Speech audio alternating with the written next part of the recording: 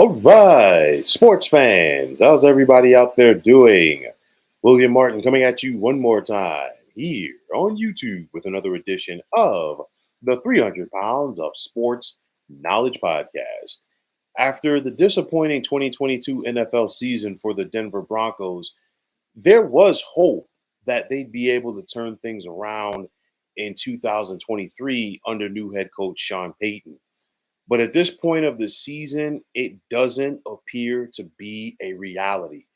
After the Broncos dropped their first two games of the season at home, they took their show on the road today to face the Miami Dolphins.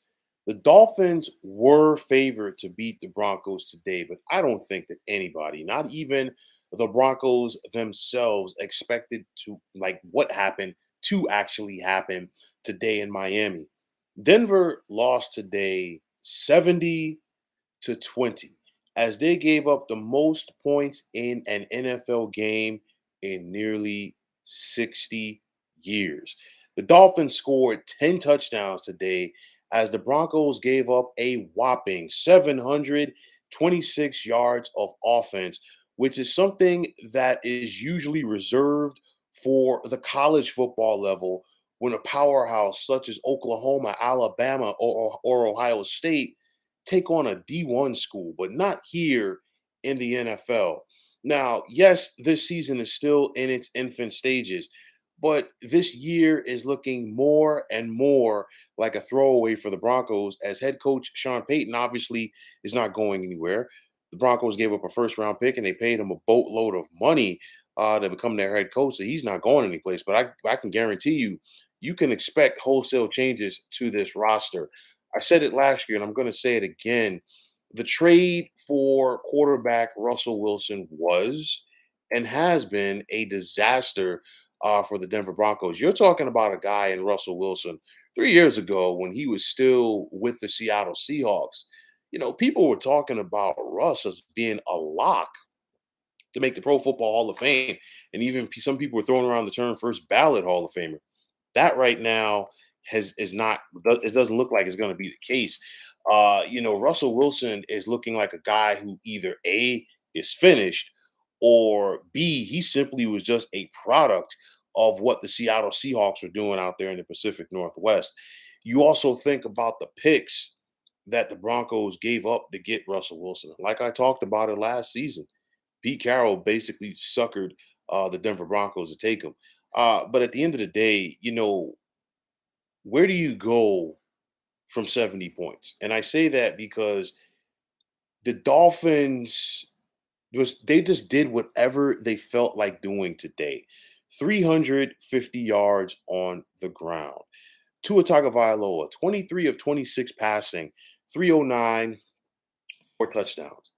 Tyreek Hill, 9 catches, 157 yards of the TD.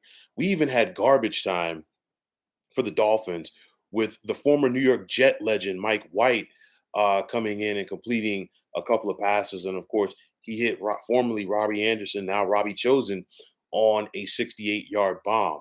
It was a field day for the Dolphins out there offensively today. I mean, you think about it. They took the opening kickoff, marched right down the field on 3 plays, and scored a touchdown. Before you even blink, they got the ball right back and went right down the field again for another touchdown score. Denver did score just prior to the end of the first quarter to make it 14-7, but Miami came right back and they just kept that foot on the throttle. It was 35-13 at the half. And you thought, okay, let's see what adjustments that the Broncos make. How are they going to change things around? No, the Dolphins just kept that foot on the throttle. Raheem Mostert with a 1 yard run midway through the third quarter to make it 42-13. And this capped off an 11-play, 90-yard drive. Then just prior to the end of the third, it was Raheem Mostert again. This time he was on the receiving end of a 19-yard pass from Tua, which capped off a 9-play, 77-yard drive. Devin A-Chain took over in the fourth quarter with a touchdown. And speaking of the rookie out of Texas A&M, 18 carries for 209 yards. Raheem Mostert, 13 carries for 82 yards. They gave Tua a clean pocket, 4 TDs, no picks.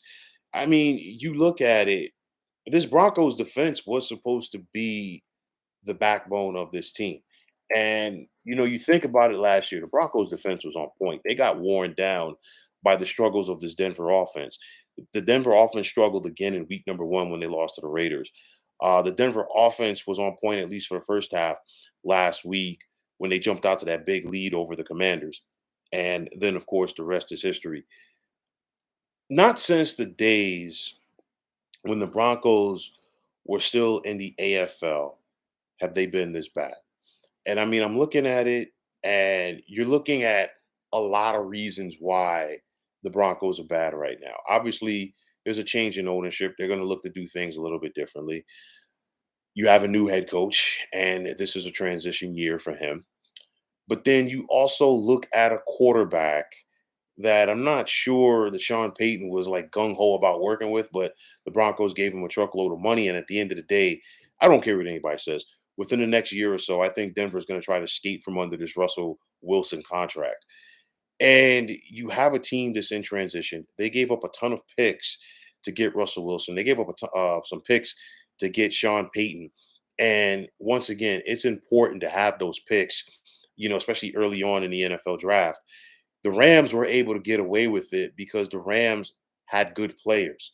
But when you gamble and you give up first and second round picks in multiple years, and then you're not that good, and then those picks turn out to be top 10 selections for other teams, well, guess what? You're really going to be behind the 8 ball, which is where the Broncos are right now.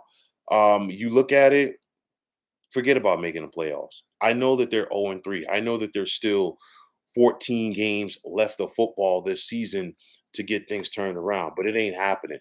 I mean, you look at next Sunday, Denver's going to be in Chicago to take on the Bears, another bad organization right now.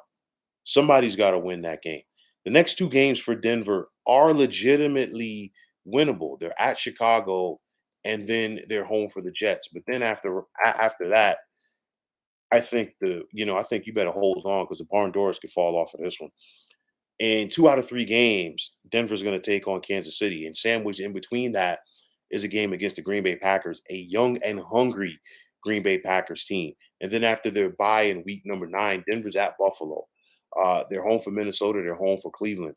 But then, that back stretch, they've got the Texans on the road. The Texans are going to improve as the season progresses. 2 with the Chargers, a game with the Patriots, and they finish up with the Raiders, as well as a trip to Motown to take on the Lions. Again, it hasn't been since the days of the AFL when the Broncos have been this bad. And I think next week is going to be all about character for the Denver Broncos. Because you look at it, where do you go after you've given up 70 points? There's only one way to go, which is up. You got punched in the mouth.